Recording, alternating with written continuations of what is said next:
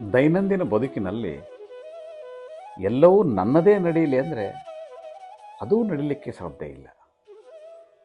ಬದುಕ ಹಿಂಗಿರಬೇಕಲ್ಲ. ಈ ಹಳೆಯ ಚಿತ್ರಗೀತೆಯ ಒಂದು ಸಾಲು ನನಗೆ ನೆನಪು ಬರ್ತಾ ಇದೆ.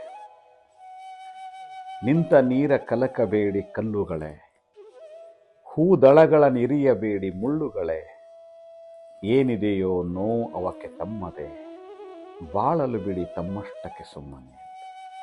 ಅದಕ್ಕಾಗಿ ಎಲ್ಲ ಪ್ರಪಂಚದ ಎಲ್ಲಕ್ಕೂ ತಮ್ಮದೇ ಆದಂಥ ನೋವಿದೆ, ನಲಿವಿದೆ.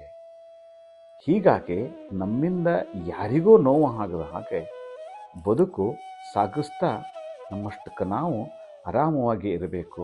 ಇದು ಬದುಕಿನ ಶೈಲಿ, ಬದುಕಿನ ರೀತಿ.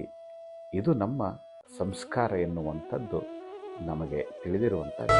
ನೂರು ನೋವಿನ ನಡುವೆ ಒಂದು ನಗೆಯು ಕಾಡಿ ನೆಪವು ಸಿಕ್ಕಿದೆ ಬದುಕಿಗೆ.